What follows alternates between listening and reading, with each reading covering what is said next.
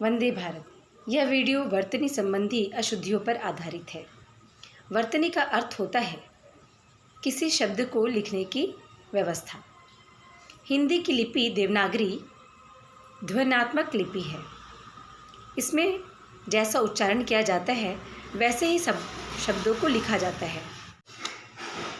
यदि हमारा शब्द का उच्चारण सही है तो हम उसको वैसा ही लिखेंगे। यदि उच्चारण अशुद्ध है तो शब्दों की वर्तनी में अशुद्धि हो जाना स्वाभाविक है। अतः हिंदी में वर्तनी की अशुद्धि को सुधारने के लिए सर्वप्रथम सही उच्चारण होना चाहिए।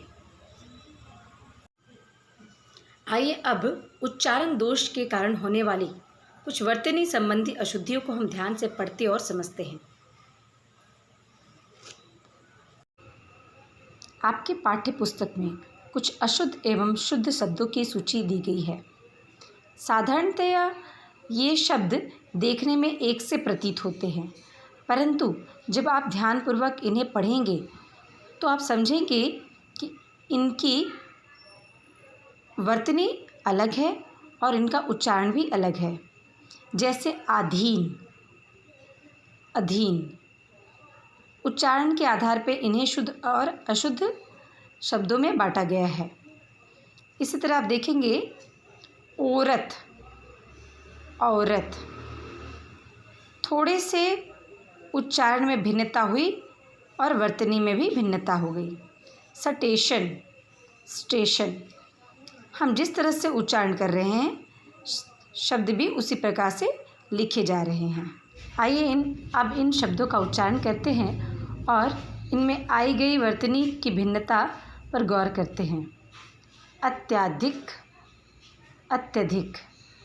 सामाजिक, सामाजिक। आगामी, आगामी। साप्ताहिक, साप्ताहिक। ऋषि, ऋषि। क्योंकि, क्योंकि। ऋण, ऋण। ब्रिज, ब्रज। परीक्षा, परीक्षा। अतीत, अतीत। मृत्यु, मृत्यु। साधु, साधु। ऐश्वर्य, ऐश्वर्य। त्योहार, त्योहार। स्पष्ट, स्पष्ट। आँख, आँख। इस प्रकार हमने देखा कि हिंदी का शुद्ध लिखना उसके शुद्ध बोलने पर निर्भर है। अतः आगे से हिंदी की वर्तनी शुद्ध लिखी जाए इसके लिए शुद्ध उच्चारण पर ध्यान देना है।